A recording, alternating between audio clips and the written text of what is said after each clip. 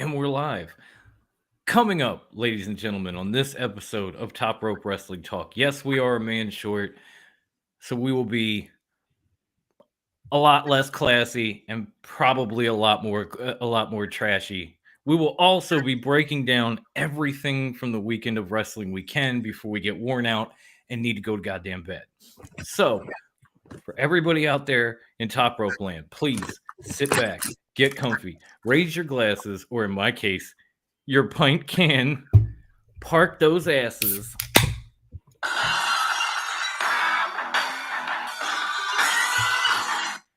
and get ready as the latest episode of Top Rope Wrestling Talk starts now. Tell what I think that. Burberry scars, shrimp and Perry on, living like a comet, moving amongst the stars. $100,000 sports cars, silk massage, menage a trois. Yes, I've been a boss. Sauntering, Maitre D staying flabbergasted. Her ass about the size of an infant's casket. All right, ladies and gentlemen, welcome to a very special episode. Welcome to the #1 podcast in Stamford, Connecticut, Jacksonville, Florida, Nashville, Tennessee, parts unknown, and the Undead Realm.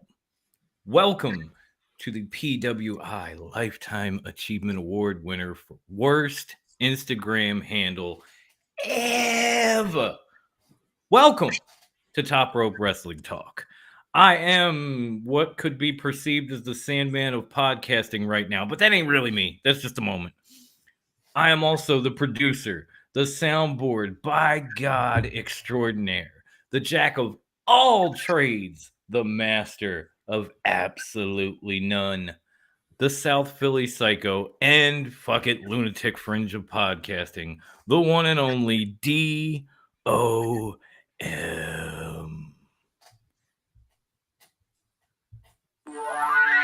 Take 3. What the Better late than never. Right. Better We're late gonna than miss you, pregnant. high class. Take care of that fam. Get back soon. Otherwise, we're here. Let's fucking go!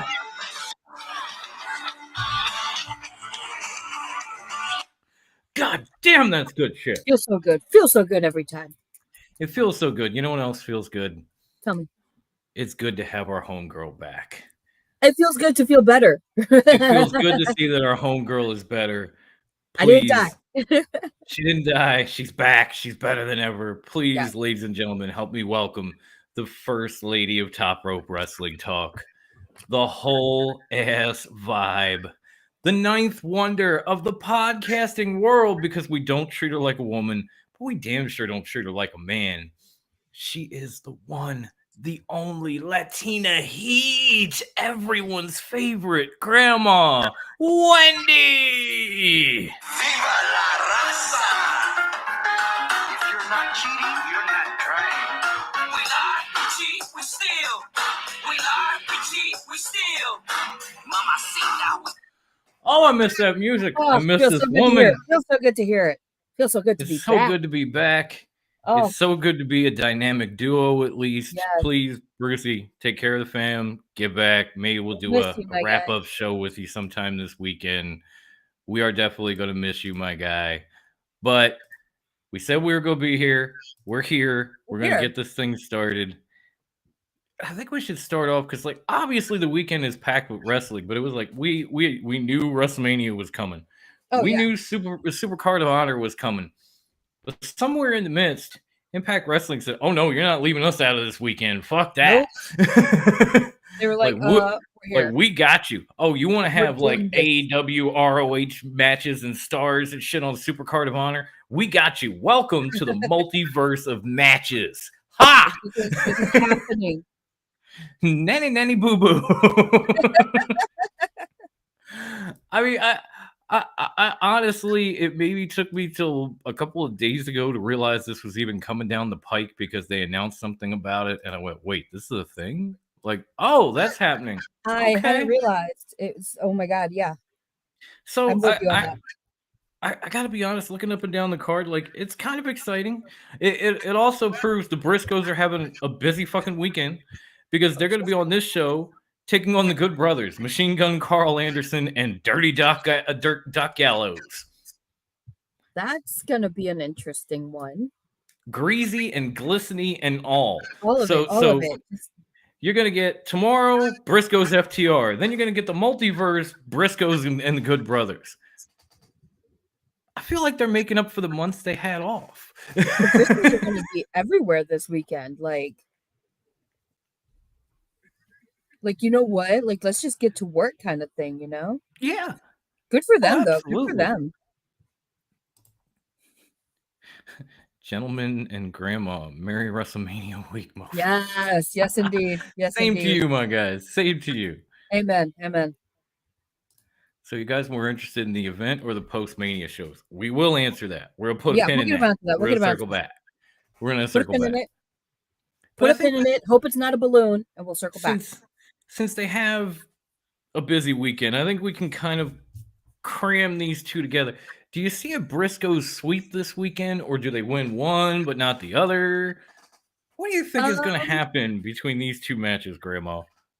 I'm actually legitimately hoping for a sweep. I hope that they totally just wash out the weekend, just get their shit going, and then maybe, just maybe, get them into AEW, like at least for a match or two, you know? That would be cool. Have them see, like, maybe they, like, you know, maybe there's something here. Like, because I feel like if enough fans clamor and if enough is proven that they can actually do this shit, like, past history aside, I think maybe they could get past that and let them on, you know, let them in for a match or something, you know. So I'm hoping they win it. I'm hoping this is their weekend. I feel you the on that. Weekend of the Briscoes. I mean, I gotta be honest. I'm not the biggest fan of the Briscoes. I've said that before. I don't hate them. I'm just kind of lukewarm on them. I'm like, meh. Mm-hmm. You know, like for ROH, they're great. As far as the wrestling landscape, they're like, meh. You know. Yeah. Okay. Yeah. Mm-hmm. Mm-hmm. So, I feel like they're gonna beat the Good Brothers somehow at this Impact event because somebody's gonna get involved. Like the Good Brothers have had some stuff with God lately. You know, things have been imploding with the Bullet Club on Impact. Mm-hmm. Somebody's gonna get involved and cost them that. But when it comes to SuperCard of Honor, I kind of want to see FTR walk out of there with those titles and be like champs. You know, got your AAA on one side, got your ROH on the other. Especially since they just challenged the Bucks, it would just make them more legitimate. Maybe they put one of those titles on the line, and that then maybe leading to like Briscoes trying to get back in on them in AEW for, you know, whatever. Well, that would be a better way to bring them about. Say FTR faces the Bucks for the ROH titles. Bucks win. Now Briscoes come to AEW, take on the Bucks. Yeah, and knock them off to bring them to bring those belts back to ROH. I like it. That would be cool. So I'm looking for awesome. I'd be down I'm looking for a split, and it's not because of how I feel about the Briscoes. I'm looking at like the long term, and I'm thinking you could build on this. Oh yeah. So that's the cool part of that. I mean, the one downside of the Impact card is they just had Sacrifice where the inspiration, or should I say, the inspiration, lost the goddamn tag team titles to the Influence.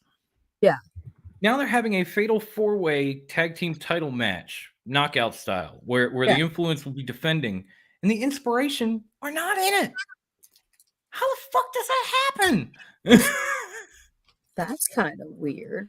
I mean, it's the Influence versus Tasha and Savannah Evans, who is another one of these beastly broads. Like, think Camille Jade, if you haven't seen her. Like, she's huge and kind of hot. Versus Decay, of course, Rosemary and my homegirl Havoc. Versus Giselle Shaw and Lady Frost, who were feuding last month, and now they're a tag team. It's like, it's a good match, but like, where's the inspiration? Are they already getting iconic out of Impact? It seems like it, unless the intention is some sort of run-in from them or make them work for it again. Like not an instant rematch kind of thing, like there have been for other titles in other places. which in a weird way I'm okay with. Yeah. I mean, I'm not totally against it. I'm just thinking like, okay, you lost your titles at the last pay-per-view. Shouldn't you be in this match? Like, Yeah. just a little weird. Now, the one thing that I do love, because this is multiverse of matches, obviously. So we're gonna have NWA versus Impact. Matt Cardona and Chelsea Green, Mhm. excuse me, will be taking on Nick Aldis and Mickey James. Interesting. Okay. That alone is almost worth the price of the show. I want to see Mhm. it. I want to eat it up because we know Impact gives no fucks about intergender. Like they will No, let no, no. Mickey fight Matt Cardona. They will let Chelsea And fight Nick. Chelsea This fight is not Nick, going to yeah. be your WWE mixed tag team match where the woman tags and then the man has to come in. No. Even AEW does it like that, don't they? Mm-hmm. It drives me crazy. It pisses I me off. hate that. It pisses me off too, especially when it's some of the bigger women involved. You know, like Yeah.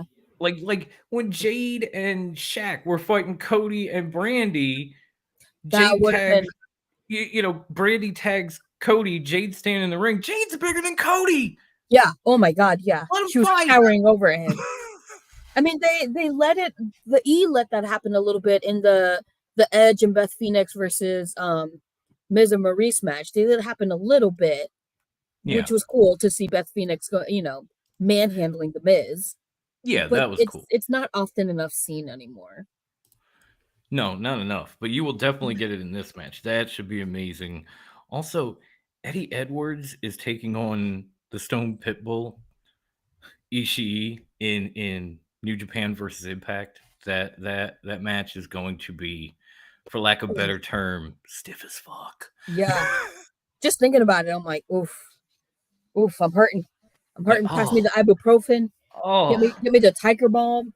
Pass me my hot and ice packs. Oh, you need a cryo bath and a chiropractor after a meeting with the Stone Pitbull. I'm just gonna need to be rebirthed. Just rebirth me entirely because everything hurts. He's one of those guys like Minoru Suzuki. He don't do nothing soft. Everything hurts and there's no recovery. If he looks at you, you feel it. You're like, ooh. Like, oh, that's there. Ooh, so that's gonna be fun. I mean, overall, it looks like a good show. But again, I had heard nothing about this one until maybe 2 days ago. Maybe Tuesday. They announced I think they announced Mickey James and Nick Aldis versus Cardona and Chelsea Green. And I was like, oh, this is a thing. And I looked into it and I was like, okay, this isn't so bad. I mean, you're also going to have the typical open challenge for Deanna where she walks out and gives somebody a chance to pick a belt and take her on. Yeah. So we'll see who comes up with that. But that should be an interesting one. Just weird that she's holding the Ring of Honor title, but she's not going to be at SuperCard of Honor. I mean, I got nothing. No explanation for that one. That is weird. I don't either. All I can say is that is a. Oh, please. No, unless it's like, because it's an open challenge. So where is she going? She's going to be at the Impact or? Mm-hmm. She's going at the Impact show at the Multiverse. She's going to have another open challenge like she's done week in and week out. Yeah. So who do you think would be answering from Impact? Oh, that is a good one. I don't know. Like she's taking on Lady Frost. She's taking on all comers and pretty much beat them all. So like I don't know who's you think left. This is Taya's comeback from. Could be Taya. She returns from prison. I mean, this is technically, multiverse of matches. What if it was Camille? Ooh. What if Camille shows up and says, I want one of those? Mm-hmm. Now I'm here for this. Yes. But just being the ROH champ and not being there is a little weird. There's my man. I wish I had my toothpick. Yeah. Hey. Big Mike is in the building. But that is also a good segue into SuperCard of Honor tomorrow. Because, as I said, Deanna will not be there. But they're having an interim women's title match where Mercedes Martinez is taking on Willow Nightingale. And then apparently the winner is supposed to fight Deonna Purrazzo down the line to unify the titles. It will not be a SuperCard of Honor, but apparently it's coming at some point. Yeah, say goodbye to Willow. It was nice knowing you. Yeah. I don't care what you say. I can't pick against Mercedes Martinez because she might hurt me. Yeah, no, that woman scares me, man. That bitch is That fucking woman is scary as scary as shit. fuck. What is Mhm. up, Kadrian? I love when day Hey, one show back up. My man. It's good to see you, homie. But yeah, nothing is I don't Willow see Nightingale. Mercedes losing I that. mean, Willow is a very good wrestler. I like Oh her. yeah, She's up no, and coming. never taking But away that from her. But uh, it's Mercedes Martinez. That woman can kill a fly just by looking at it, with just one eye, and that shit's like, you know. Nah, I wouldn't God, fuck with that bitch. goddamn big homie, that's a lot of Blu-rays. That is. Every WrestleMania weekend show, every show, every fit. Wow. That's a lot. Wow. That's a lot of viewing right there. That's a lot to take Sounds in. fun though. Sounds Oh fun yeah. though. But yeah, no, Mercedes is going to take it, and then she's going to fight Deanna in what will only be an amazing fucking slugfest Mm-hmm. between two very bad bitches. So I'm Oh looking yeah. forward to that. And we already talked about FTR and the Briscoes, but I'm just going to quickly say, like, everybody has wanted this. You are now fucking getting it. Shut up and enjoy. I don't hear Oh my anything God, after the fact. Well, oh, they didn't do this or oh, the finish or whatever. No, you have been saying. I have been on this show for weeks, and I have been hearing we just FTR saying, versus yep. Briscoes. You got it. Shut your mouth. You know, it could be a shit ass match. I'm not gonna say shit because I've been wanting this. I've been wanting it myself. So I'm just gonna be like, it fucking happened. Yeah, It's not gonna be a shit ass match for sure. FTR has had a slew of dream matches in the last few. Well, is having a slew in the last few weeks. They've got obviously the Briscoes. They're trying to do the Bucks again. They've Yep. already set up to do a show where they're fighting the American Wolves. Yep. I mean, they are everywhere, just They're giving everywhere doing fans everything. the matches that they want. Yep. And I'm all for that, I mean, regardless. even the match last night with the Butt Boys. Oh my God. Oh You yeah, know yeah. they were hitting FTR versus the Ass shit. Boys.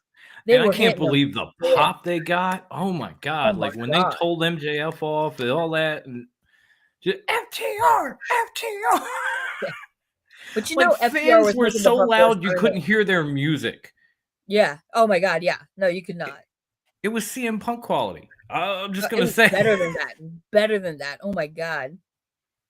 Yeah, no, definitely. But no, with the Butt Boys, they were definitely very stiff, but it was really good. It was a damn good match. Yes, they were definitely stiff to the butt. No, I mean stiff to the butt boys. Butt Stiff in the Butt boys. Boys. My bad. It's this damn broken skull goes right to your head. Stiff in the Butt Boys, I tell you. But it's good though. Thank you, Stone Cold. He sent me a case for WrestleMania weekend. That's my homeboy. And Kadrian was asking, is Minoru Suzuki going to be at ROH? Yes. Yes. Yes, he is. He is actually involved in an ROH TV title match against Rhett Titus. If y'all watched ROH and you remember like the All Night Express with him and Kenny King and all that shit, like Rhett Titus will be defending the television title against him, and safe to say losing the ROH TV title. Yeah. I think that's definitely a safe assumption. Yeah. I mean, Suzuki's already proved that he's willing to play ball. Like he showed up in AEW, he showed up in Impact.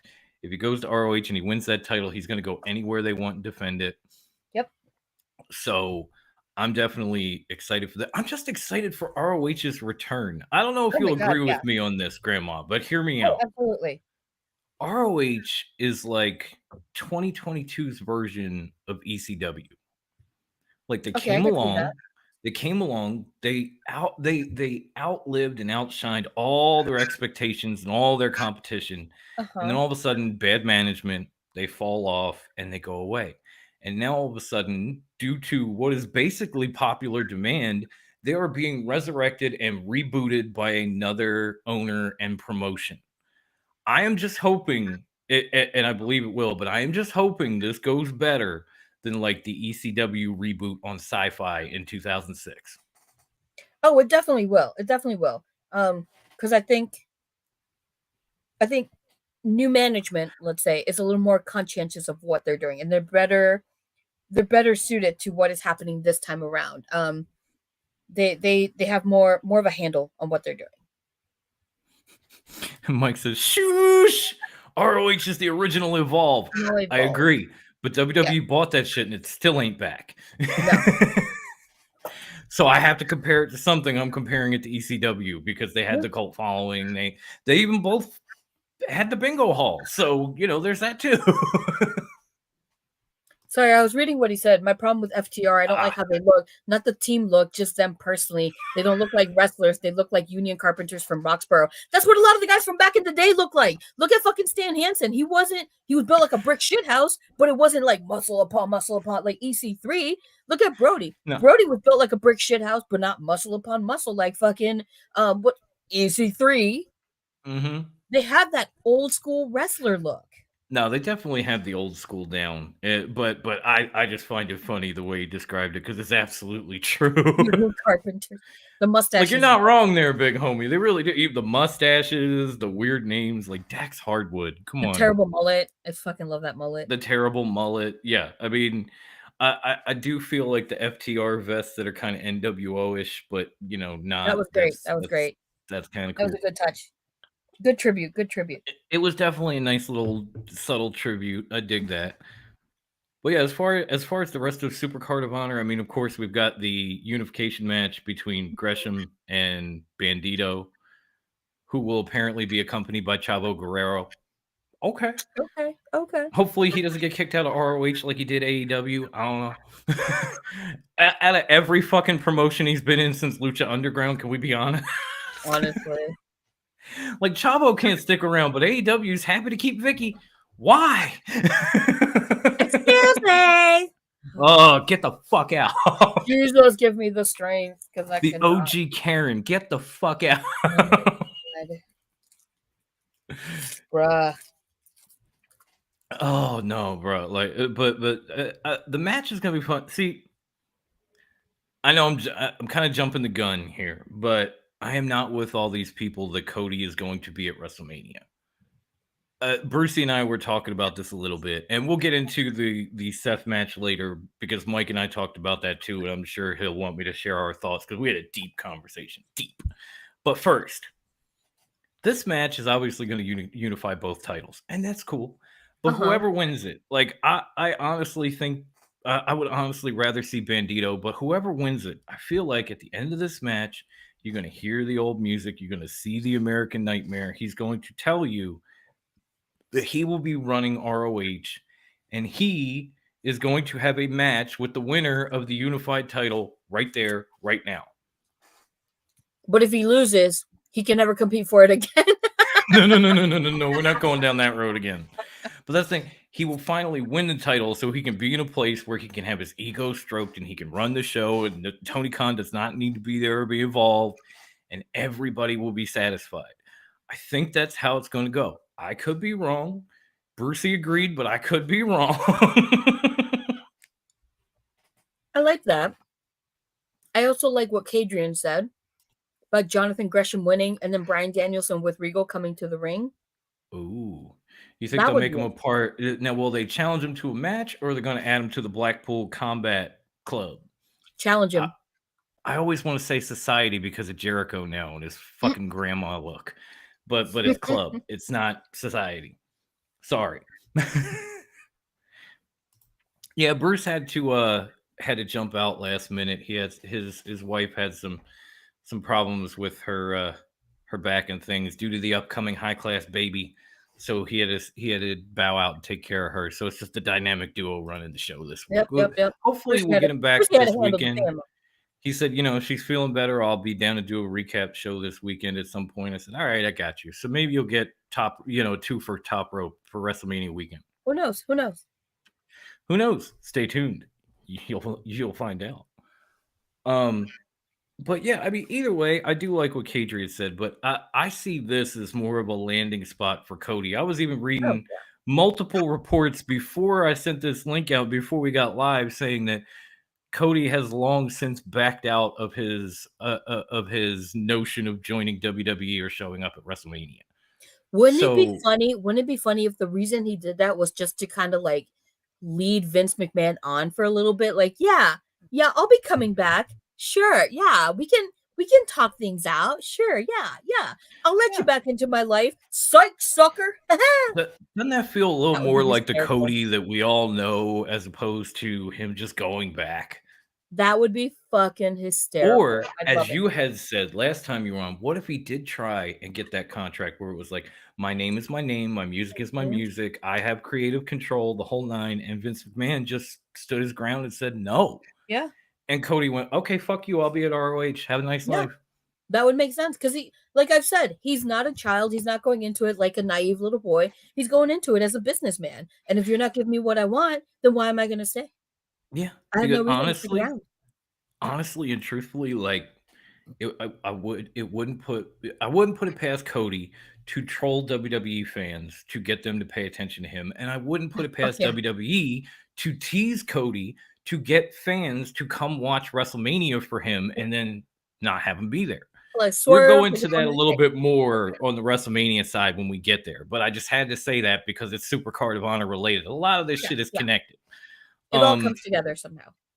And of course, one of the matches that it's just a singles match, but it should be tremendous. Swerve Strickland taking on Alex Zane, who, if you haven't seen him, is a tremendous wrestler, and we all know Swerve. I still think he's going to make SuperCard of Honor his house, but that match could steal the show. I'm just going to say that right now. Yeah. And we're going to have Jay Lethal taking on Lee Moriarty, and he's supposed to be with Matt Sydal, which makes me sad, but Matt Sydal is also injured, so there's that. Yeah. Don't ruin my super card with Matt Sydal. Don't do that. We don't need that. No. You want Lee Moriarty coming out with anybody? Make it Bryan Danielson and William Regal. I don't need Matt Sydal. No one does. Not and Wheeler Yuta, because Wheeler Yuta needs to be in that goddamn club. Oh my god, yeah. He showed it on yesterday night. He showed and proved he belongs in that combat club. And speaking of Wheeler Yuta, he actually has a match at SuperCard of Honor. He will be taking on Josh Woods for Brucey's favorite title, the ROH Pure Championship. That's what's up. Okay. So this is pure rules, simply wrestling holds. You know, you get a certain amount of breaks, all the stuff from back in the day. I hope he fucking wins. You think Regal will be there to watch and be like taking mental notes kind of thing? Like, yeah. I wouldn't be surprised if Regal somehow helps him. And then later, you see next week, like Dynamite, you see him trotting out with like Mox and Brian with that pure title around his waist, and and William Regal just arm around him and everything. Like, come here, lad. Noogies. That would be I don't slap you anymore. That would be cool to just kind of like see them ringside, like we're watching, we're taking note, and if you do this, you're in. Right? Don't fuck it up. I wouldn't even be surprised if there's some kind of segment, some kind of promo where William Regal comes to him before the match and he says, "You win this title, you're in." Yeah. And it just motivates him even more. And he puts on a show even better than his match with Bryan Danielson on Dynamite and takes that title. That was a damn good match too. That was the match of the night. I'm sorry. Yeah. That's the Wheeler Yuta I know. That's not the man that was supposedly mentored by a potato. Fuck that. That's the man that Taka Michinoku and Michinoku Pro and everybody else trained. That's the man I remember. That's the Wheeler Yuta I was looking for. I almost hoped he beat Bryan Danielson that night. I really did, because he deserved it.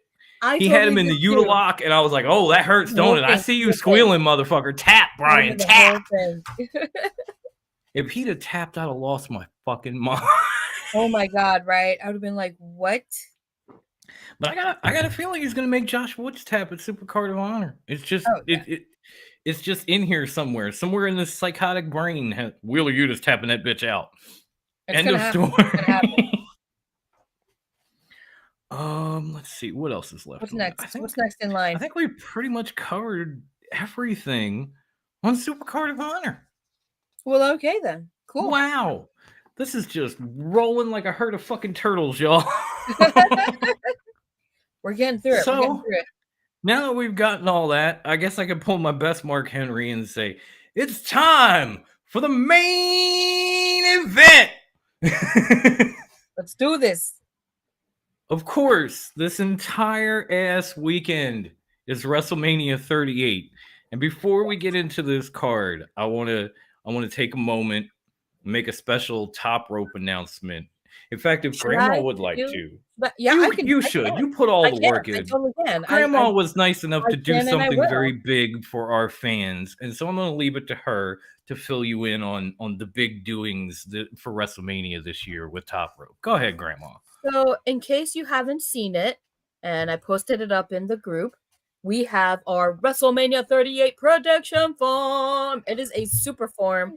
2 pages. You'll have to excuse it because it's 2 nights. Every night Oh has to have its yeah. own page. I have left it accessible. So when WWE changes things, the form will get updated. So you will have an opportunity to go through and resubmit your answer. If you decide to change your mind on something, you can do it then. Add answers, remove things, etc. So there's that option this time, which we usually do not do. That's the first thing. Secondly, we are doing a super form in that there's 2 options. We have the usual play for a title thing, Yeah, and that play one's for a open group title. to play for a group title. That one's open and available. But also there is the buy-in raffle. This is new. It's just a $5 buy-in. You send your money my way. I say my way because I'm the keeper of the form, so I will be the keeper of the money as well. Pay to play, and then all first, second, and third place people will be put into raffles. Each one will be a separate raffle to win a prize. Grand prize, first place will be all of it is merch. Let's just be real. It's TRWT merch because TRWT merch is the best merch. So Of course. yeah, of course. It is optional, but keep in mind if you do one, you cannot do the other. So it's Yes. either or. And this will be open until Saturday, 7 o'clock, right at the buy-in. Yeah, like And then right I'm before the shutting it down. kickoff. Yeah, right before the We'll kickoff, shut and then it down. But yeah. then we're shutting it down, and your answers are locked in. So hopefully we'll get enough people buying in to be able to do the raffle because it would be cool to have more than just 2 people to raffle things off to. But yeah, But I mean, so if we get 2, we'll send you some stuff. yeah, we'll just send you something. I don't care. I'll just send you But something. it's definitely a cool option to have. Throw $5 in the pot, or throw $5 at Grandma, and Into my you and pot. whoever else will get put head to head. Yep. Your picks against each other. Yep. Winners get TRWT merch, like a shirt, a That'd be mug, great. whatever, your mask. First place will get 1 extra surprise gift, so that'll be cool too. So yeah, that is our TRWT prediction form. Check out there's links in the group page. There's the link in the Twitter. It's up in the TRWT page as well. The working page, not the group page. Yeah, the business professional page. So yeah, check it out. Do your form, submit it. If you have any questions directly to me on the Facebook messengers, and I'll answer as best as I can. So yeah, please join us. I'd love it. That should be fun. We've got a lot of stuff to give away to you, the fans. All you have to do is throw a few dollars at Grandma, make your picks, and then who knows? Maybe by the end of the weekend, you won first place and you're going home with a TRWT merch pack. Who knows? Who knows? Only the wrestling gods know. So make it happen, y'all. Fill out your find forms. out. Pay, play. That's no, all right. Okay. So now we've gotten that cheap pop out of the way. Now we can start breaking down this WrestleMania card. And I guess we could start with some of these matches. I'll be honest, I don't even want to talk about. Like, are we gonna do night 1 then night 2, or just? We're gonna do night 1 and night 2, but I might skip a few because, like, who wants to talk about Drew McIntyre and Happy Corbin? No one. Not even they want to talk about it. It's been happening too long at this point. It's been happening since before the Saudi show, and I could fucking care less. So there's not even for like a title or anything. No, it's just a singles match. It's just there's a no match. Titles, nothing. The rest of the night is filled with title matches and Drew McIntyre versus Happy Corbin. That's probably going to be on the kickoff, by the way. So Most likely. So good luck with that one. Then of course we've got this special tag team match where the Mysterios are taking on the Miz, who I fucking love. Don't get me wrong, and Logan Paul. No one gives a shit about it. No one gives a fucking shit about Logan Paul or this fucking match. Moving on.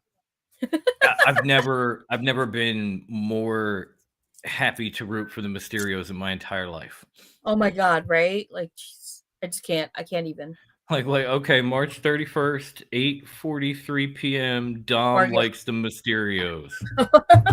So there's that. Yeah, that's the only other match on the card that really. Well, there's one other that isn't for a title. We'll get into some of these title matches though. Like for instance, this should be kind of cool. It's the New Day. Obviously, no Biggie because he's hurt, and thank God he avoided more serious injury or surgery because he prayers for a quick healing though. Yeah, the prayer circle worked for that man because he said he avoided paralysis, surgery, a stroke, the whole nine. And Wendy and I were praying for him the minute we saw that it happened. Hella hard. Holy Spirit, activate. Yeah. Drew McIntyre on the kickoff show. Shake my head. You know what's going to happen, though, Kadrian. Nobody wants to see that shit. Nobody. He was the man a couple of years ago when the world's biggest fan was spinning. Now he's on the kickoff. It's so disappointing. Unfortunately, so disappointing that when he won when he had his WrestleMania moment, there was no one to see it. And now that there are people to see it, they're just like, well, he's Happy Corbin. Yeah. Fuck him. But with the tag team match, it will be. Oh, I'm sorry. This isn't a tag team title match. It's just a tag team match. I'm sorry. I misspoke. It will be the New Day, Xavier Woods returning with Kofi, taking on Sheamus and Rich Holland with Butch. The artist formerly known as Pete Dunne. Butch.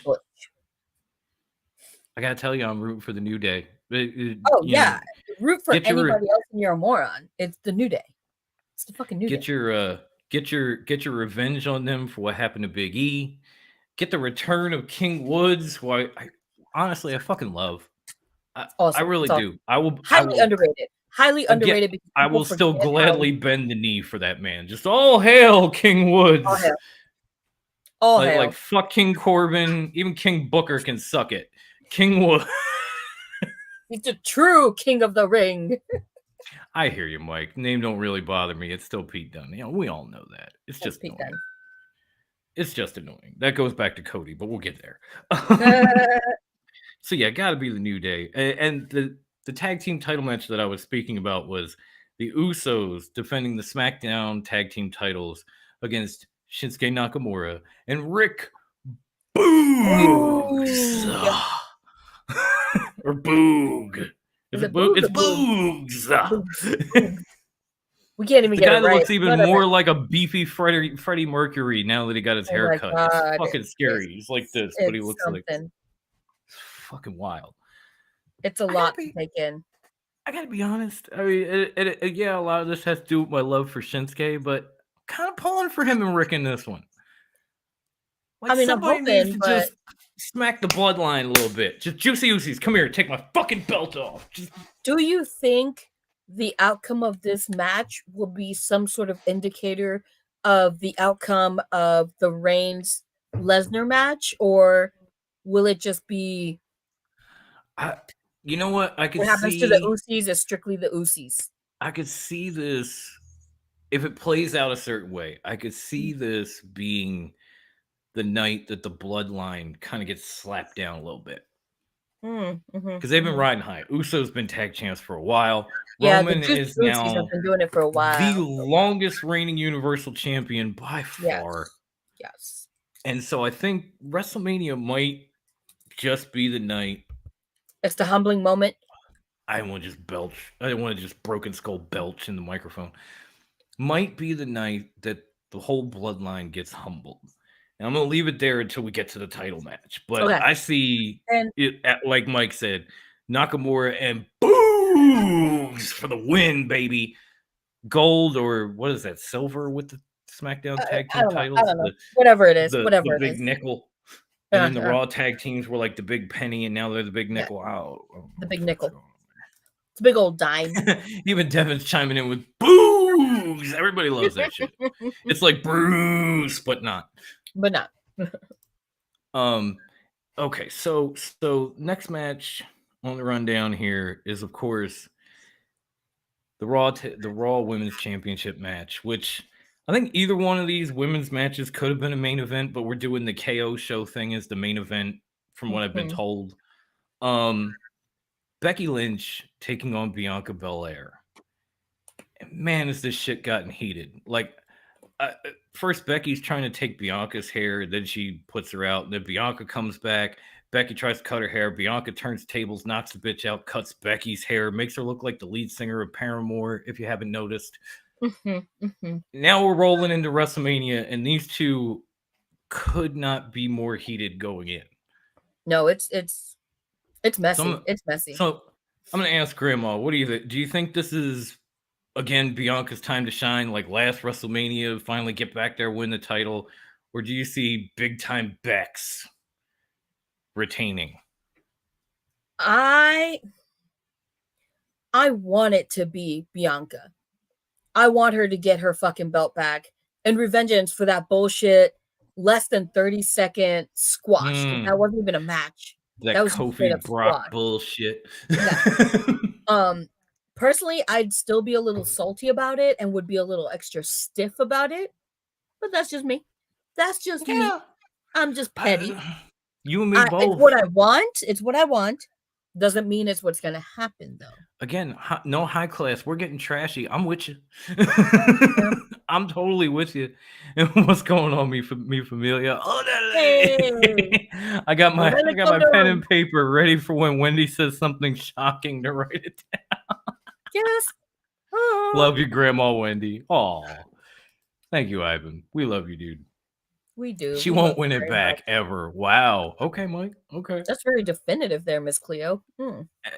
Hey, at least he's definitive about it. He's not like, well, I don't see. He's like, no, bitch ain't never winning that back. He's not wishy-washy. No. No, you got to have. I'll give him that. I'll give him that. You got to come strong with it. Say with your chest. My man was like, I feel that. I can get with it. I'm not sure you're right, but I feel it. I know what I want. I know it's not what it's going to be, though. I get this bad feeling that Becky's going to win it. She's going to retain it, but I'm hoping it's a damn good match. See, that's the thing about WrestleMania. There's a lot of these matches where, like, what you said is very true. Like, I know what I want, and then I know what it's going to be. Mm-hmm. Because that's the part that takes my WrestleMania excitement level from, like, an 8 down to maybe, like, a 5. Yeah, because I know what I want, and if I do it, if they do it, I'm gonna be up here. But then I know what I'm gonna get, so I'm sitting at like a 5. Like, all right, if I stay here, I won't be let down. Yeah, you have to think realistically. You know what I mean? Like, I'm so excited for SuperCard of Honor. Like, ROH lives. I'm all up here on like 7 or 8, trying to see what it's gonna be like. This show, I want to be at that level, but then I know what WWE does, so I'm trying to curtail the excitement until it happens. I mean, one good thing about WWE is that it teaches you to manage your expectations. That's true. It teaches you to, like, expect the best but prepare for the worst. More like exactly. Like, yeah, that's sad. That's sad, but it's also fucking true. So, yep. I love WWE, but I can't help saying it. All right, so we have 2 more matches on night 1, and the other one, of course, is the SmackDown Women's Championship match.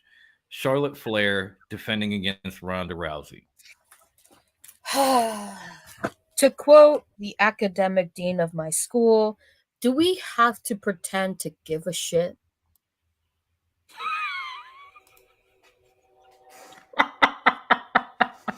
I guess. I mean, don't get me wrong. It's going to be a great match. Like, we know what Charlotte's capable of. Ronda has proven that she's come back and she's just as good, if not better, than she was in her first run. So, like, it's going to be a good match. But somehow I just don't care. I don't. Like, I really don't. I'm still stuck on that moment where, okay, Ronda comes back. She wins the Royal Rumble. She hasn't been back since losing her title to who? Becky Lynch. Becky Lynch. Yeah. So she wins the Royal Rumble. She goes to Raw. She talks to Becky. She gets all snotty and calls her Rebecca. Gives her all this attitude, right? And then the following Friday, she goes and challenges Charlotte Flair. I'm like, whoa, wait a minute. No, this one. This is the one you need revenge on. What are you fighting Charlotte for? Because So there's WWE that logic. for me. Yeah. Thank you, Grandma. So there's that for WWE me. logic. That's all. I'm going to enjoy this match, just not as much if it were, say, Ronda looking for revenge against Becky, because then you have story built in, history from a couple of years back. But I think it became one of those like pick and choose. Do we want recent history with Bel-Air or long-time history with Rousey? What do people remember more immediately? And because it's targeted towards children remember more immediately Bel-Air. Yeah. But I just feel like you could have had like reverse these matches. Have like Bianca take on Charlotte, have Becky fight Ronda, and then you could do something at SummerSlam like they're doing at WrestleMania, title unification match between the winners of those matches. That would be awesome. I fucked with that. So you could still get, say, Bianca versus Charlotte or Becky or Becky versus Bianca or whatever at SummerSlam after these matches go down. Only now at SummerSlam, you're unifying the women's titles like you did at WrestleMania with the men's. But instead, we're going to be short-sighted. We're going to do this. Okay, I guess that's this is easier. I guess I'm a better booker than WWE creative. I don't know. A dickless monkey with a typewriter is a better writer. Okay, so I'm a little better. just a smidge. Just maybe, Just a wee smidget. Just a tidbit. What's our next one? It's going to be a good match. Now, there's the last match, and I've saved it for this for a reason. It's Seth Rollins versus we don't fucking know. Vacancy. Versus Vacant. And in that case, I'm taking Vacant because that motherfucker is undefeated. He takes all the titles. He does all the damage. He's never fucking lost. Nobody's ever beat Vacant. Vacant already took a title from Seth Rollins a few years back when his knee went out. He did. Okay? He did indeed. He surprised him with it. Like Rollins is coming for revenge and Vacant don't give no fucks. You don't care. So there is that. For 2 years, Charlotte looked like Caitlyn Jenner. Jesus fucking Christ. I'm sorry. Deep breath. Okay. So obviously this is where everybody's pointing to and saying Cody. Yeah. But I've got my doubts. I had to. And I was sitting here this week, like Monday or Tuesday, I can't remember, just kind of thinking about this since it got announced. Like, okay, Seth, Vince is giving Seth his match, but he's not telling you who. So obviously it could be Cody, but there are other options. And then my man who was watching it in the live chat, Big Mike, hit me up and he started talking to me about it. And I'd already had in my head a few ideas. And once he started talking and he started telling me, what's what, I was like, yes. Okay. For starters, yes, it could be Cody, but think about it. Friday's the Hall of Fame. The Steiner brothers are going to be inducted. Braun Breaker is getting his rematch against Dolph at Stand and Deliver. What if Braun Breaker makes his debut against Seth Rollins in front of Rick and Scott after they've been inducted into the Hall of Fame and wins? Because we know Seth's been on a losing streak these last couple of Manias. He lost to Cesaro last year. The year before, he lost to Kevin Owens twice in the same night. He lost once. They restarted the match. He lost again. Yeah, that's true. So we're talking 3 straight losses at WrestleMania. What's the 4th for Seth? Has it hurt him so far? And then the next one, interesting to see. The next one that Mike brought up, I also like too, because they've been trying to repackage this guy, but he hasn't come in. He hasn't done a damn thing. We haven't seen him. Elias. For the longest time, I thought they let him go. Okay, yeah. And these Okay. are guys, that we know they have on the roster. And if you want to repackage Elias, wouldn't WrestleMania be the best place to debut that? Yeah, actually, that would be a good time for that. If you want to bring Braun to the main roster as well and have him make a debut, what better way than to debut at WrestleMania with his Hall of Fame family in the crowd? I like that one better. Braun Breaker. That makes the like most them sense both. to me. They both make more sense than Cody Rhodes does right now.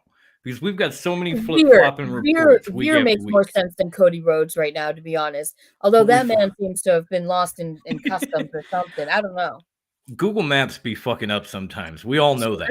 I think he's using Apple Maps because that's some shit. They did Veer dirty because he's not making it to Raw till April 4th. But at least we know he's debuting. Now, could it be him at WrestleMania?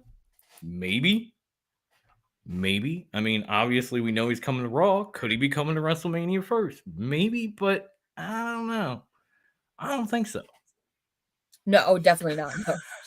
Mike says at this point, Benoit would make more sense than Cody. I'm with you. They resurrect Chris Benoit in a hologram, wrestle Seth Rollins. The ghost of Benoit's going to show up. Jesus. And gets curb stomped. Right back to the afterlife. That would make more sense.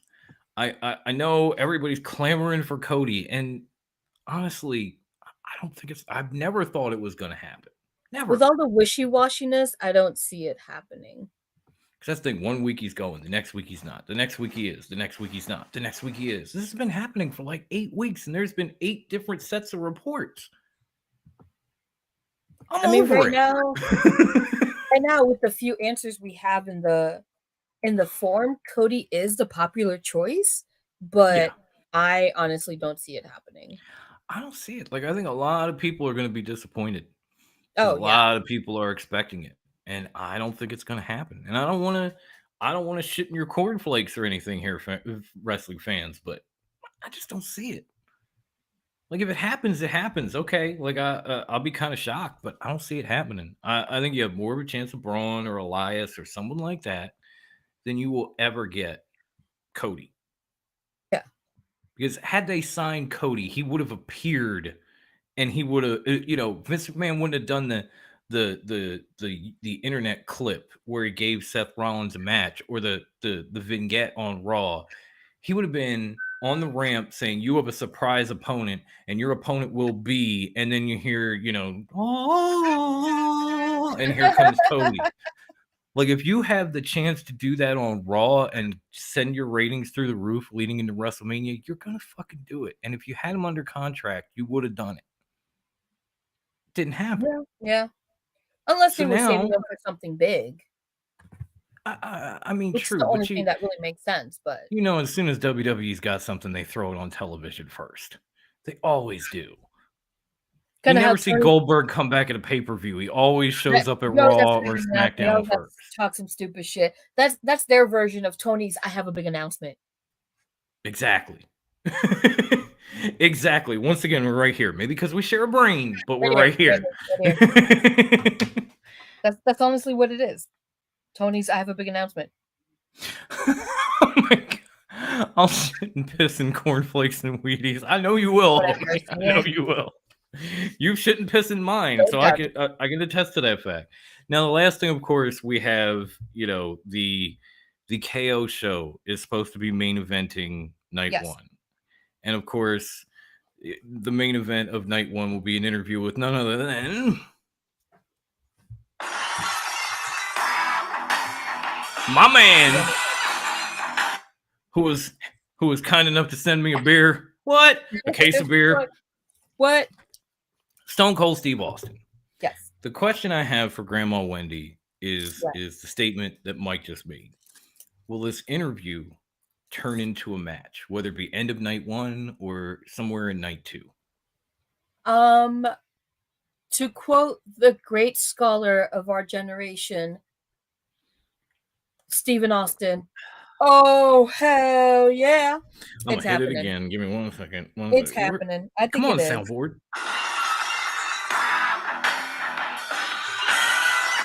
had to. Even if it's not like an actual wrestling match, even if it breaks down into like a crazy fist fight, there's gonna be a match, there's gonna be a fight, something's happening. Because to have Kevin Owens talk all that sweet shit and not have anything happen, that's a waste of something's going to time. happen. Something is going down. It's turning into a match. Because, like, Mike said it's going to happen. Here's what I think will happen. Yes, they will have the interview segment, and yes, Stone Cold will do all his raising hell and his whats and whatever. And of course, maybe Owens tries to go for the stunner first. Stone Cold just smacks the foot down, kicks him in the stomach, stuns his ass, does his beer thing, walks away. As he's going down the ramp, Kevin Owens gets up, grabs a mic, and says, "I'll see you on night 2, you son of a bitch." Oh, that would be interesting. And then night 2, we get a very short match between Kevin Owens and Stone Cold Steve Austin. Because I gotta be honest, I mean, I know you don't exactly need to be technically sound to be Stone Cold Steve Austin, but the man is not any younger. His neck is not any better. His knees are not any better. Those knees are never. They were never any good. We will get a match, but we're not going to get what you would think of when you think of like we're not going to get like Stone Cold Bret Hart 25-30 minutes where he passes out the fucking sharpshooter bleeding. It's not going to be Steve Austin at his peak. No. It's going to be take care of the old man, basically. And he's not old, but you're absolutely right, Mike. Like, this is the event at Mania. This is what you want to tune in to see. Like, can we skip all of night 1 and get to the KO show, please? Afford it, Yeah. You're reading my mind, man. Like, yes, Owens is great. I've always loved him. I've loved him since he was Steen. Austin is great. That's Mania for me right there. Like, yeah, there's a lot of other things, but that's going to be my highlight. I want to see those two in the same ring after all this shit to KO talk. And, of course, the bald cap and the knee braces with one falling off and all that shit. Like, that was fucking genius. And I can't wait to see the payoff for that. And I think we will get a match out of it, like Mike said. That was absolutely hysterical when he came out dressed like him. Yes. I died laughing. I will drink to that. With the bald cap, as you said, like the unshavenness, just the whole ass beard. He didn't even like trim it down to like a face mullet, like a little goatee. It was just straight up full ass normal thing. I died. It was hysterical. Cool.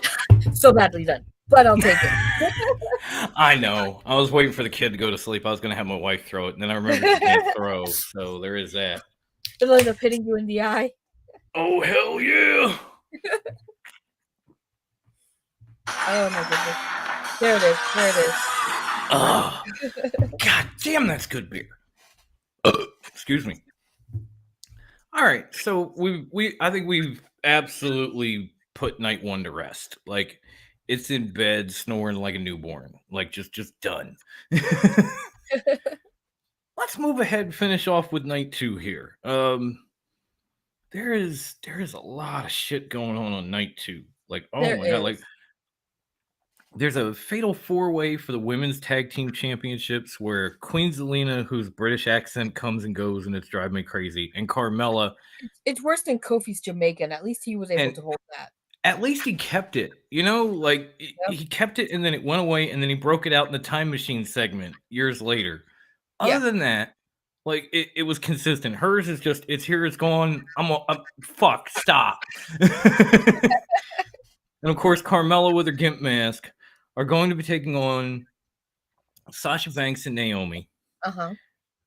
Rhea Ripley and Liv Morgan, who I think are calling themselves like Beautiful Brutality now, which is kind of dope. I'm okay with it. Every time she jumps on Rhea Ripley and wraps her legs around her, I'm just like, oh, I need a minute. Did it get hot in here? Holy shit. Moving on. Sorry. Had a drool for a second. I'm trying. I'm really trying. It's very distracting. Okay. Whatever. And then, of course, on top of that, they're involved will also be Wendy's Wafu, Shayna Baszler, and Natalya Neidhart, which I've just been calling them the new Heart Attack because it's the Queen of Hearts teaming up with the Queen of Spades. They're so technically proficient, and together it's fantastic. I think they should win it. Liv and her big toy are winning. I'll watch that match all night. Yeah, it should be good. I gotta be honest though, I would love to see Natty and Shayna win this shit. Like the minute they teamed up, they looked like an immediate team. They started doing the heart attack, like Brett and Jim, where where Shayna holds the woman up, and Natty comes through with the clothesline and all that. I absolutely like. They feel like they've been tagging forever, and they just got together a few weeks ago. Yeah. They're so good together. I mean, honestly, like either that, like if they win, I'm gonna be extremely ecstatic. If Beautiful Brutality, Liv, and Rhea win, I'll be pretty happy. Yeah, Like, yeah. If either of those two win, but my money's on Shayna and Natty. My wife brought me reports that Sasha Banks is asking for her release from WWE, but I'm not buying that. Where the fuck would Sasha go at this point, where she's gonna get treated better than WWE? She has nowhere to go, honestly. Honestly, she doesn't. I mean, I saw, like she showed me the report and I was like, yeah, it's not true. You're being Meltzered. Close the article. Just stop. It's not going to happen. If it does, I will apologize to my wife on the next episode. How about that? Because I'm a good man. I'm a good husband. If she's right, happening. I'll come on. I'll apologize, But it ain't going to happen. No, No, she's gonna be staying. And then, of course, the next match on the card is probably where I'm going to go get another broken skull, because I won't have the monkeys in the truck to throw it at me. It's gonna be anything goes. Sami Zayn versus Johnny Knoxville. I appreciate that you're like having trouble actually saying this too. I like, really am. I really am. I don't want nothing to do with this. I don't want to see it. I hope Sami Zayn kicks the living shit out of him, because Lord knows Johnny Knoxville's had his ass kicked for a good 25, 30 years, and he's still kicking. So one more ain't going to do a goddamn thing to him. But if he beats Sami Zayn, I don't know where the fuck Sami goes from here. He already lost his Intercontinental title to Ricochet, in part thanks to Johnny Knoxville. If he loses to Johnny Knoxville, he might as well fucking retire. They're going to give it to Knoxville, though, for the looks.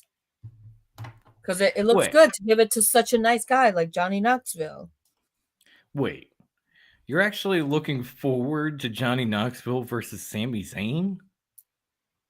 Are you high? Is that what it is? That's what it is, right? Like you smoked it. It was a little too green. Like it was just not ripe enough.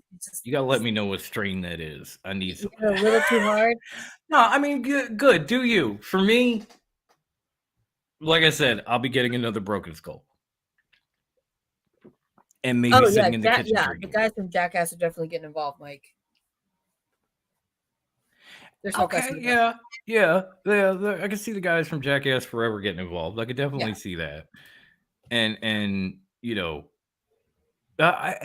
I do. It's not that I don't love Johnny Knoxville, and I absolutely adore Sami fucking Zayn. Oh yeah, I've adored Sami Zayn since he pretended to be a luchador. I love that man. Yeah, no, Sami Zayn, he's great. I just don't see it like Devin saying it's been a good story outside the ring. People really are the best use of Sami Zayn, though. Is this as good as it's going to get for him? Not really. I mean, I'm sure they'll make it work, but and Mike just said that, but I'm sure they'll make it work. But it's just like I'm not looking forward to it. I hope Sami Zayn kicks the shit out of him. I really do, and then I hope he somehow, some way gets back in the Intercontinental title picture. Because he waited so long to get it back, and Shinsuke had it for 3 or 4 months, didn't defend it, dropped it to Sami, and then Sami loses it to Ricochet, and now this. So it feels like they just need some tightening up on the booking on the SmackDown with this particular title, person, wrestler, you name it. And if Shinsuke and Rick Boogs end up winning the tag titles, that's good. It's a good way to course correct for them. Yeah. If Sami wins and then gets his Intercontinental title back again, that'd be a good course correction. You know what though? Okay, so I'm just seeing what Devin put. Sammy been on fire with this character lately. Oh, absolutely. Though. I will give this to Sammy. Sammy does the dusty. You give Sammy polka dots, and he makes that shit work. You give No. Sammy a turd, and he like polishes that sumbitch up, and he's like, "I have given you gold." The man makes alchemy with whatever shit You gimmick they throw give chicken him, shit whatever at Sami shit Zayn matches, whatever shit storylines. That and match, just that man, he dusties it. here you go, He's Vince just chicken like, salad. polka dots, Like every I got time. you. And I understand it. I really do. I just, and I love his character. I absolutely Mhm. love it. He's paranoid. He's entertaining. Whole nine. I'm just looking for a better in ring. For better booking, in his matches. Yeah, better booking, definitely. Oh, that'd be good. Oh, Mike. that would be interesting to see. What if Owens and Austin what if Owen and Austin is after the match and Sammy helps Kevin win? I could I get with can't be that. mad at that. I really fucks with can't. that. Yeah, yeah. I fucks with it. Like that would Bring be those two back beautiful. together somehow. Yes. Those Mhm. two are like BFFs, man. If he helps Kevin win, you're here. More power Yeah, to you. I'm all for it. I'm all for it. Like Stone Cold might not send me another case of Broken Skull for saying that, but I'm gonna say it anyway. It's okay. It's okay. Worth it. I can't help myself. I'm just I'm keeping it real. I would love to see that. On that note, what's next on the card? Now, next match on the card. Now, this is one where it was a quick story, but the story that was built, I fucking love. Austin Theory will be taking on the one and only Pom Blanco, Pat McAfee. Oh, dude, Like McAfee. Austin Theory, fuck with this dude, and look for an apology when Pat McAfee was talking shit, and Pat McAfee said something along the lines of, "You know what? I apologize. That you're a punk bitch," and just I'm actually kind of I'm kind of looking forward to this because I do love me some I Pom am Blanco. too. The The only I think, thing, yeah, the only thing. the only thing about it is they are saying that Pat McAfee is making his in-ring debut, and both No, he members had a of the match like panel what, 2 years ago? on this show know that is complete bullshit. That he Yeah. tore the house down with Adam Cole. He had his debut Yeah. match and he looked fucking amazing, and then ran a click with Ridge Holland and Pete Dunne, aka Butch, and Oney Lorcan and Danny Burch. But since Black and Gold doesn't exist, none of that shit exists. It's all just None of that delete. So Yep. Pat McAfee is making his in-ring debut again against Austin Theory. And that's how I feel like this is how they have an out and Austin Theory wins. Because it'll be like every match on AEW Dark. By the end of it, the commentators are going to be talking about the valiant effort that Pat McAfee put in, but it wasn't enough, yada, yada, yada. Even if like this is Pat McAfee, not a guy who's like 0-72 on AEW Dark, but it's the same premise. Oh, it was a valiant effort. He almost had him on so many occasions and blah, blah, blah. So yeah, that's going to bum me out a little bit, but this could be a sleeper match because, like, I'm not a big fan of Austin Theory. He's very good in the ring. We know Pat McAfee is good in the ring, whether they say it's his debut or not. Yeah, so we've could seen be it. very good. He's good in the ring. The man loves wrestling, so he actually took it seriously when he had to do the Adam Cole match. And at that point, he had been training for how long now? So from between then and now, like I'm sure he's continued his training. Oh, I'm sure of it. Like he had been training for a couple of years before the Adam Cole match, and that was a couple of years ago. Yeah, that's what I'm saying. I'm sure he's been working at it ever since, even if he's been on the table or been doing his show. Because what else does Pat McAfee have to do? He's a retired punter. What else does he got to do? Honestly, nothing. Not a damn thing. Absolutely nothing. Nope. I mean, the man ain't got no kids to worry about. And I'm with Mike. Something big is probably going to happen in this match. Oh, fuck yeah, it is. So I'm excited for this one. I'm not too much on Sami and Johnny, even though I love them both. But this one, I'm actually into. This one I'm actually looking forward to. And I don't even like Austin Theory that much. Like, Pom Blanco's my man, but I'm not a big Theory fan. And then, of course, the next match is a triple threat match for the tag team championships on Raw, where RK Bro will be defending against Alpha Academy and the Street Profits, who have actually gotten to be kind of dicks lately, and I like it. Yeah, Like, yeah. they're jumping people from behind. They're pulling heel tactics. I'm like, yes, this. There's something else. But is that enough to dethrone Randy and Riddle, especially now that WWE has taken weed off the list of banned substances? So Lord knows they can use all of Randy's favorite strain all day and never get in trouble. Oh yeah, no, definitely, and still be okay about it. Yeah, even Mike is saying, yeah, no doubt. RK, Yeah, bro. they're retaining. They're retaining. I feel like they're going to retain. The match itself should be so good because, like, we know the Street Profits can go.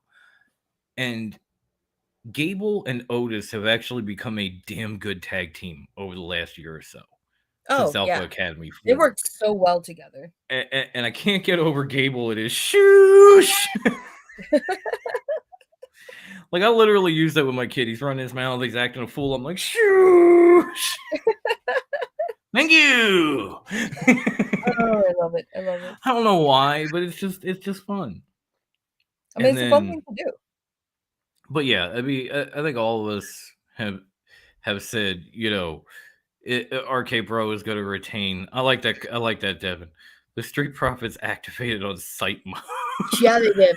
They really fucking did. It's like, boom, fuck that guy. Yeah. Boom, fuck that guy.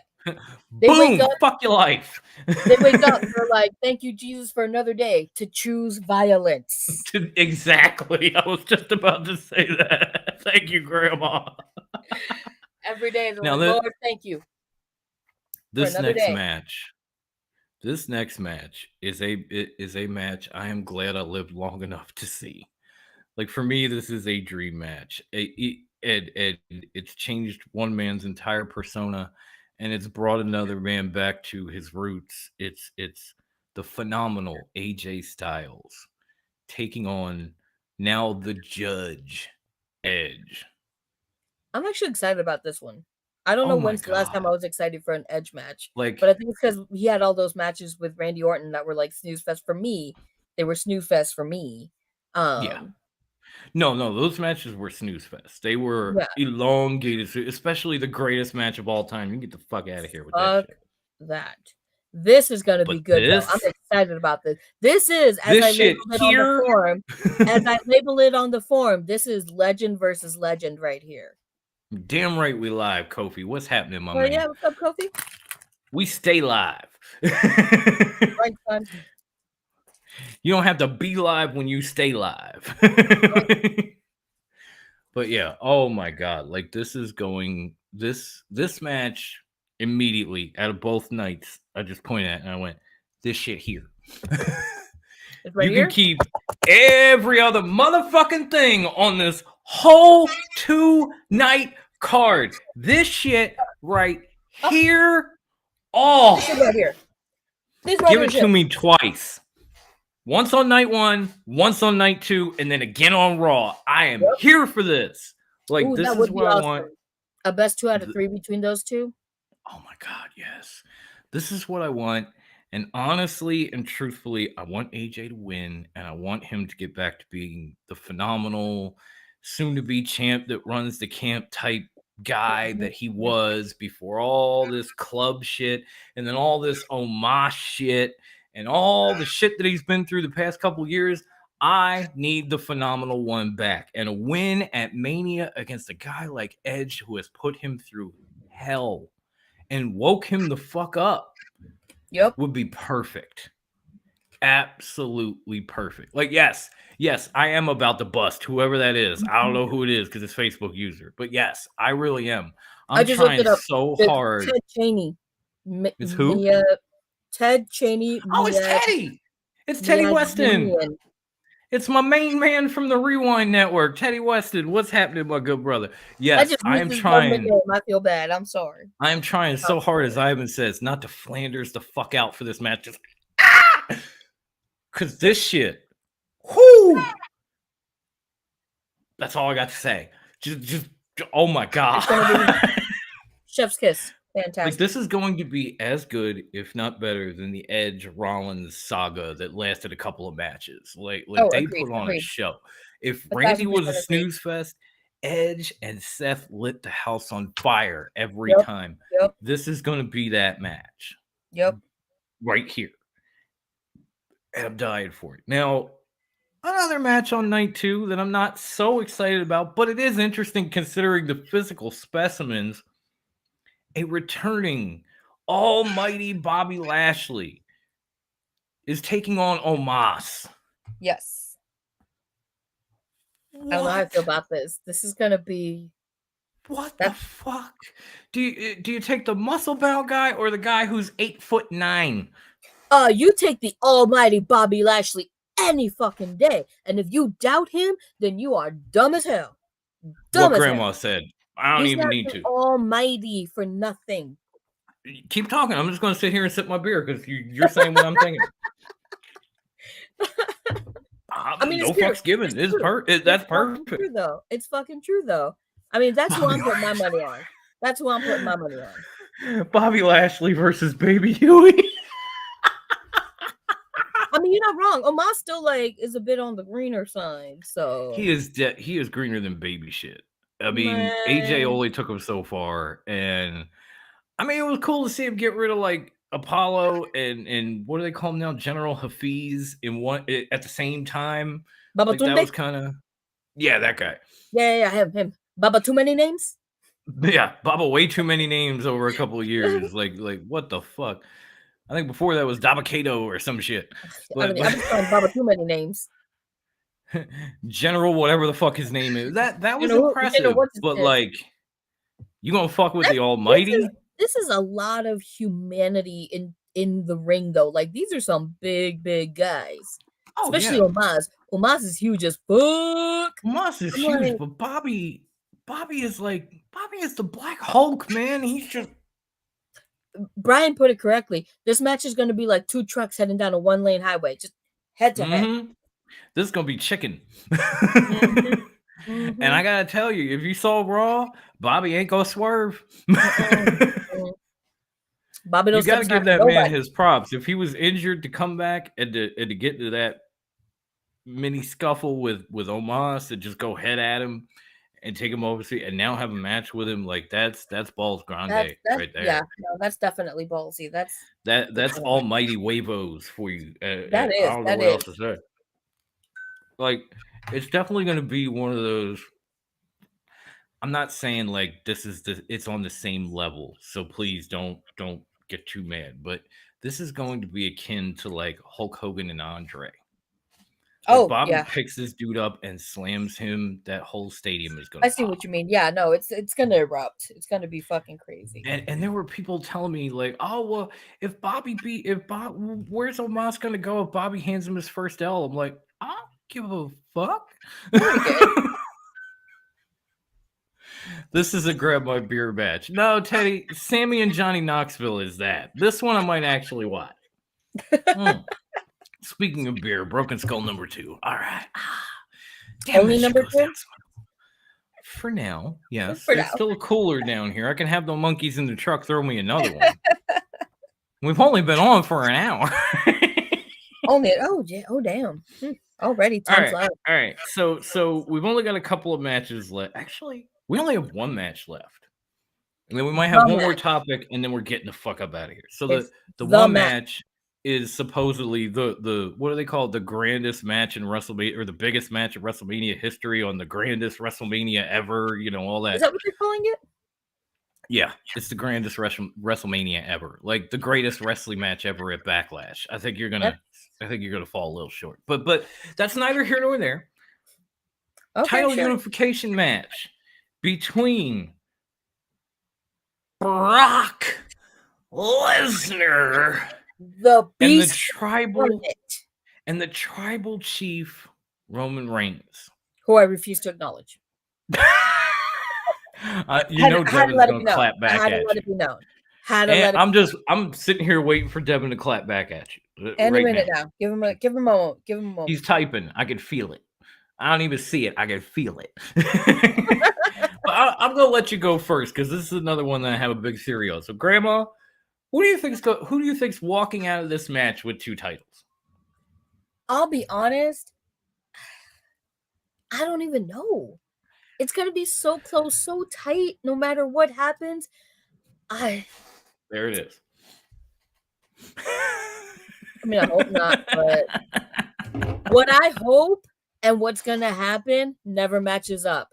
Never matches up. So I know no matter how much I hope for Brock Lesnar, it ain't gonna happen. Vince has a massive diamond in the snowstorm hard on for Roman Reigns. It's not hard on, it's hard on. It's hard. Yeah, exactly. With your whole ass chest hard. Like the only man that pops harder for Roman that isn't named Devin is Vince. Yeah, pretty much. Pretty much. We've established this last year's WrestleMania. Diamond in the snowstorm. So Roman Reigns is walking out with that one. Okay. Yeah. I mean that's the obvious choice. And obviously it's not what you I get it, it's not what you want. I'm gonna give you a scenario where maybe you get what you want. And thank God Bruce is not here because he probably groaned at this. But this was another part of that deep ass conversation with Big Mike. Mm-hmm. We talked about this match. And we both had the same thoughts on it. I'm going to share those thoughts with you right now. Obviously, it looks like Roman's going to win. But let's think about it here. Okay, I'm thinking. Again, let's incorporate the Hall of Fame like we did with Seth Rollins. Okay. Taker is going into the Hall of Fame this weekend. Tomorrow. Oh, this fucking theory. Taker is from Texas, right? Yeah. So clearly that motherfucker is going to be there. Taker's streak was broken by Brock. Taker never really got his revenge. He tried, but he never truly got his revenge on Brock. What if, as Taker's final WrestleMania moment, like these two are having a knockdown drag out, Roman goes for a spear, Brock moves, referee gets wiped out. And the Usos come down and Brock takes care of them, and Roman has a chair that looks like he's going to hit Brock, and then the lights go out. Lights come back up. Here's Taker, and he's got Brock by the throat. Choke slams his ass. Roman's already down. Chair's in the ring. Slides the chair over. Picks him up. Tombstones him on the chair. Puts Roman on him. Throws the referee in. Leaves. 1, 2, 3. Brock walks out with Roman. Or 1, 2, 3. I'm sorry. 1, 2, 3. Roman walks out. All the titles. But where does it go afterwards? That's the play spot. He doesn't have to go anywhere. He finally gets his revenge. Now he can just ride off into the sunset. Brock's got to be pissed. Roman has those titles, but at least you get that final Taker moment in his hometown, in the middle of the ring. That ain't his hometown. We're in Dallas. That ain't his hometown. Okay, he's from Houston. It's, Hey, no. As a Texan, I'm gonna tell you right here, right now. Not every city's the same, so don't you dare go saying it. Houston is Taker, Houston and Dallas is Dallas. Taker gets his Taker's revenge. From Dallas. And yes. Taker's from Houston, and we're in Dallas. He's in his home state, but not his hometown. He's in his home state. I apologize. Forgive me, Grandma. Damn straight. I apologize. It's like saying Pittsburgh and Philly. They're not the same. I get it. But okay, so he's in his home state. He shows up. He tombstones Brock. He gets Roman to win. So yeah, it happens. Roman walks away with both belts. But you also get to see a home state dude get his final revenge on Brock Lesnar for ending that streak. And then obviously Brock can come back and say, he wants another piece of Roman down the line. Maybe he can take the titles to SummerSlam or some shit like that. Because Lord knows this is not going to end. Like, this is never going to fucking end. We've had Brock and Roman like 26 times. We're going to get 27 at SummerSlam, guys. Don't get it twisted. The Rock is not coming back. Cena's already been back. We are going to get Brock versus Roman again. I'm gonna go with what Devin said. And he said lower your expectations with that. That is way too good for WWE. I understand it's way too good, but at the same time, Devin, I'm giving your boy his win, and I'm giving my man his revenge. On the weekend, he goes into the Hall of Fame. They're not going to do it. It's too good of an idea. That's what I want. If that doesn't happen, Devin, cover your ears, put me on mute, whatever you got to do. If that doesn't happen, Brock needs to win. because I gotta tell you, this Farmer Brock thing, I'm fucking loving it. I'm all I about am it. loving that he's having fun All with about it. this. I am loving that he's cutting his He's own enjoying himself. promos. I am loving that he's smiling and laughing. I am eating this shit up. I have not been into Brock Lesnar, and I can't tell you how long. Early 2000s, maybe 20 years ago, maybe like almost 20 years ago, maybe. After that, all the comebacks and shit, I'm like, go home without a title. And now he shows up and he cuts these promos and he's wearing the suspenders or the cowboy hats or whatever the shit. And I'm just like, dude, do you, man? This is cool. Like, you should have been doing this all along. I don't know why the fuck you want. He's kissing babies and punching parents. Lord Jesus, Mike.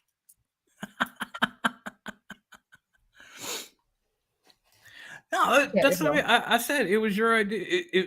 I was thinking the same exact thing, big homie. When we talked about it, I said that's exactly what I was fucking thinking.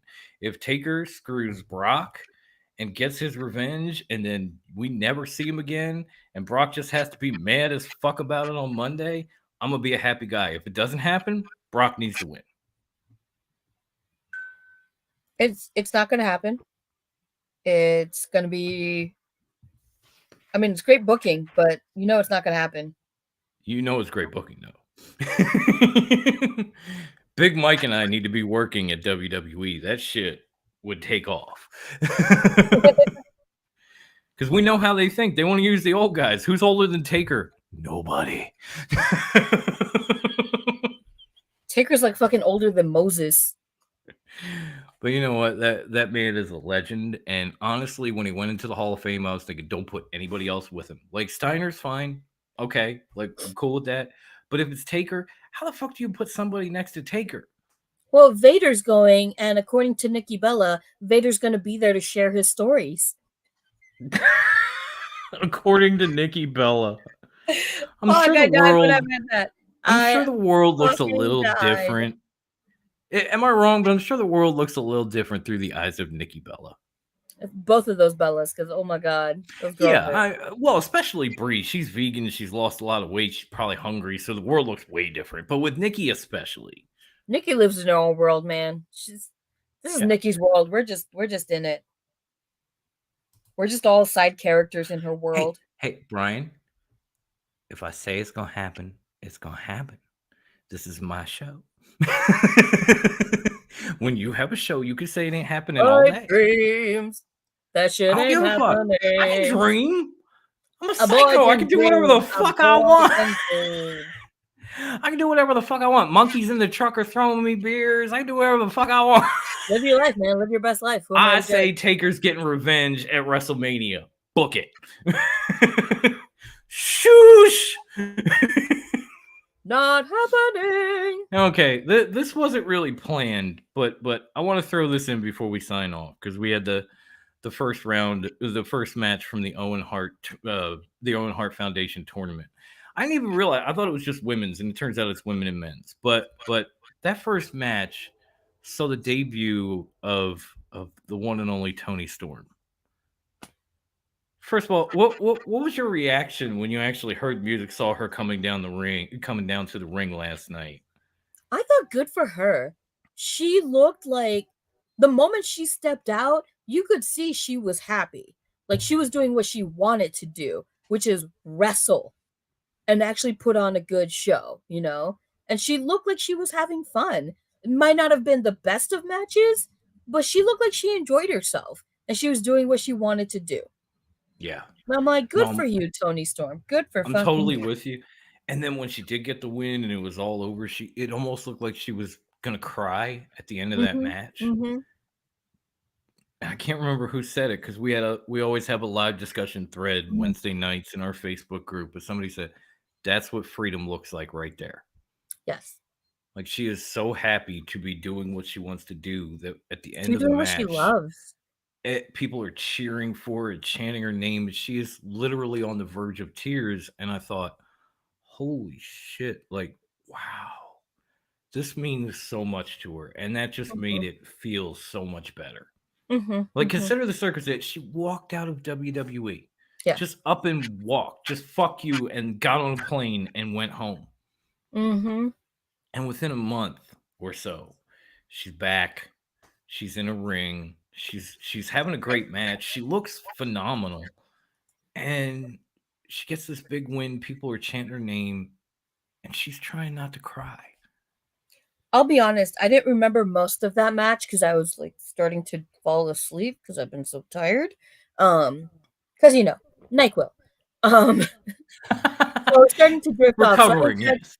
Yeah, so I didn't catch most of the match, but what I did see, it wasn't a bad match. It wasn't the best of matches of the night. But It was still a good match. But she looked happy, and she looked like that's what she'd been wanting. Like she looked good in her debut, and I gotta say, the bunny probably hasn't looked that good, and you can take it for what it's worth, since she was in Impact. Like she put on a hell of a show too. Like she seemed to step up her game because she was in the ring with Tony, and maybe just being part of the Owen Hart tournament had something to do with it because she's Canadian. But either way, it was like it was that a very level good of pride match. for her. Yeah, it was a very good match. And considering they had Jade Cargill's baddie section in the crowd, and they were talking about her and Marina Shafir, I thought we were going to get that too that night, and then we didn't. So that kind of disappointed me, just tad. But I'm looking forward to that too. Like both those women that should be a good one. I loved when Mark was like, Smart Mark was like, "Oh, Leva Bates," and she's like, "Bitch, get the fuck out of here!"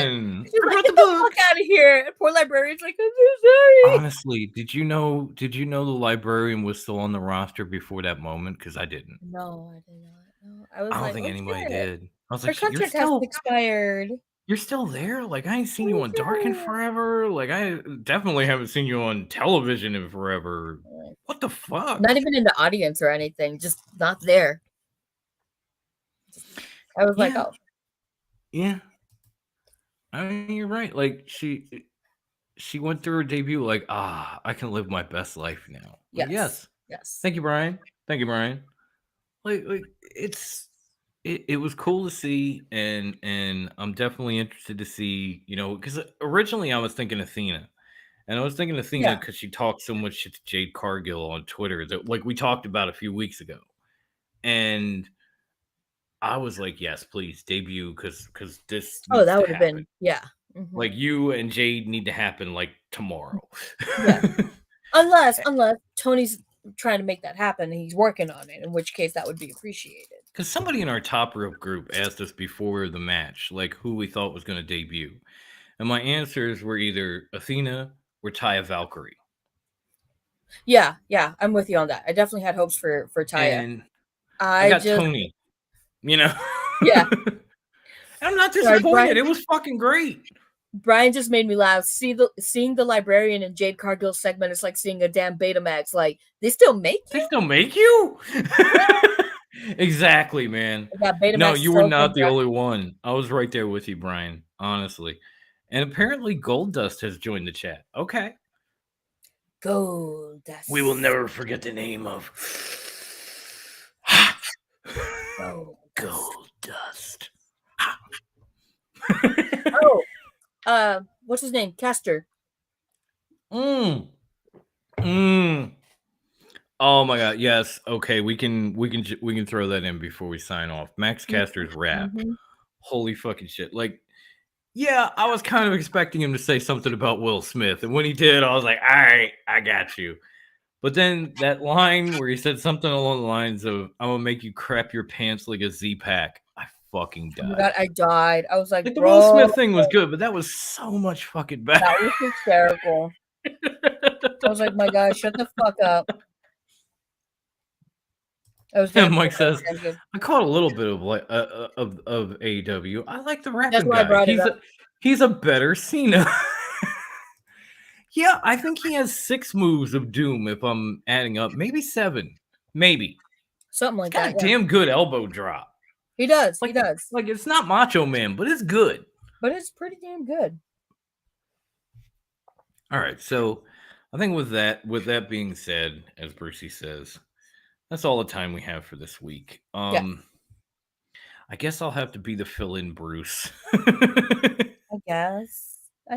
And first of all, I want to thank everybody for watching this. I want to thank the millions and millions. Millions. There we go. Of TRWT fans that showed up in the live chat tonight.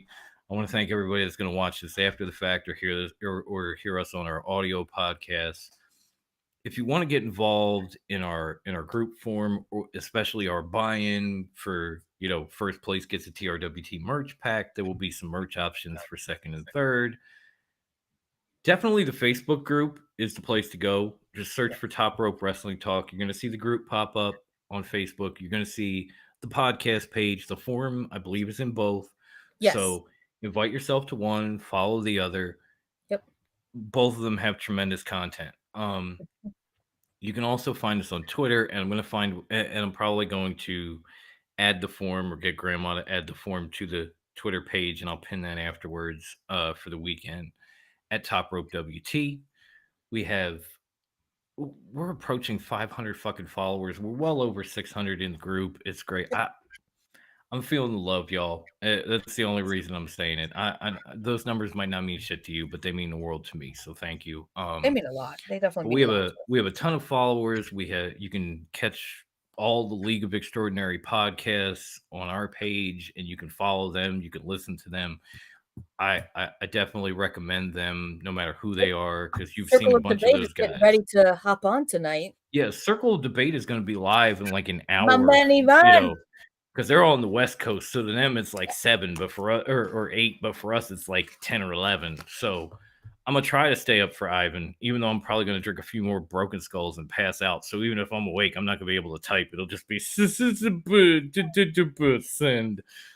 I'll just be quietly listening as I go into my NyQuil dreams. Definitely check us out on Twitter. You can find the League of Extraordinary podcast. You can follow them as well. Check them out. You won't be disappointed. We even have Rewind doing their live league event Saturday.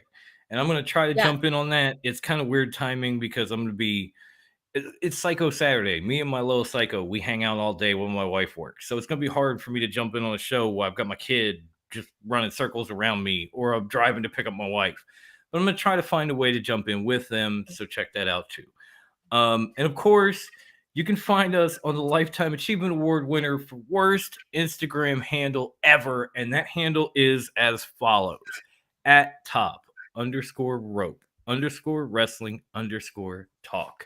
The worst! Oh the God. worst! It is fucking love just it. Thinking about it. I'm just like, oof, so many underscores. Ugh. Man, if I have the time, I would love to participate in WrestleMania trivia. No lie, because that big gold behind me, I won in a wrestling trivia contest a couple of years ago. Number 1. I'm a champ for a reason. I'm a 20-time group champ, and then there's that one. I can predict, and I know my trivia. So definitely follow us, whether it be Instagram, Twitter, Facebook, all the above, because there's all different kinds of content across each platform. And I'm just going to say it. Fuck it. If you are listening to this after the fact on our many podcast platforms that Wendy's going to talk to you about, please, please, please come to the YouTube channel. Where are you? You could be involved in this live chat. You could be involved in the shit that you're listening to right now. All you have to do is come find TRWT parentheses a Fox Den John JAWN. It's a Philly thing because it's my thing. Subscribe, ring the bell. You're gonna see all our episodes of Top Rope, including YouTube exclusives. So if you've been listening to us on our many podcast platforms, you ain't seen these. You're gonna find the Sports Syndicate. You're gonna find Shooting the Shit. You're gonna find some dated projects, including Drunk Upon a Time that Wendy was involved in many moons ago, where we had a lot of fun with Grandma and my wife and a slew of characters. And it was very bare bones because like Zoom was just becoming a thing, but it's still fun to go back and watch. So it was great. Almost 200. Revive that one. We definitely got to run that one back, and we will. But it's definitely worth the subscription. We have close to 200 videos and counting, including this one. And it's just a lot of content to enjoy in one place. So please come subscribe, ring the bell, so the next time we go live, you can come and join us and not just listen to us after the fact. Now, If you want to listen to us after the fact, like that segue, like it, you can always check us out on our audio podcast platforms. And Grandma is going to tell you all about it. Yes, I am. You can find us on anchor.fm/TRWT. From there, you can find us wherever podcasts are distributed. Apple Podcasts, Spotify, Stitcher, wherever all those other random little ones are. Anywhere and everywhere you listen to a podcast. Yes, you can find us there too. You can also find us on thewrestlingindex.com. You can find us and many other amazing podcasts, wrestling related stuff and whatnot. Merch man extraordinaire. Of course. Tell me, So you where got, can I find? as Wendy said, you got one-stop shopping, or you could pick your own platforms from anchor.fm/TRWT. Now, as we said, we're going to be giving away merch as part of the form for WrestleMania. But if you feel like saving your money and buying merch, good for you. We've got you covered there too. Go to trwtmerch.threadless.com. You will see, I think we have 3 logos right now. Once you click on those logos, you're going to get the options, which is pretty much like fucking everything. Like I could sit here and do the Stone Cold all night. Like we got shirts. What? We got bath mats. What? We got hoodies. What? Onesies. What? T-shirts. What? Leggings. What? Shoes. What? Magnets. What? Blankets. What? Buttons. What? Pillows. You name it. I mean, the options are endless. I didn't even get into mugs and tumblers and all that shit. But go to trwtmerch.threadless.com. Click on a logo. You can see everything that's available. You can order it from there. International shipping, because I know we've got people like PETA in the UK. We've got our boys Felipe and Gonzalo all the way out in Chile and whatever. You can readily get your merch and get it shipped straight to you, no matter where you are or what you're doing. So go buy your merch and go rep your favorite podcast all over the fucking world and prove that we have millions and millions of TRWT fans internationally. That's all we got. Thank you, Brian, for saying it was an awesome episode.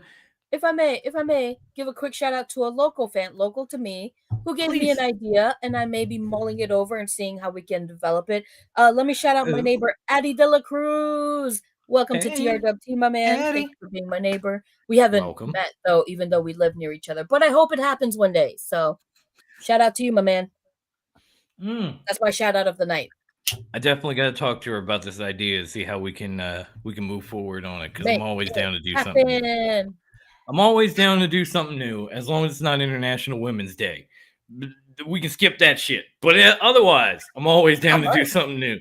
I'm going to head down to Southern Virginia to fight you for that one. In my dick shirt. No. We got to celebrate this dick shirt. Fantastic.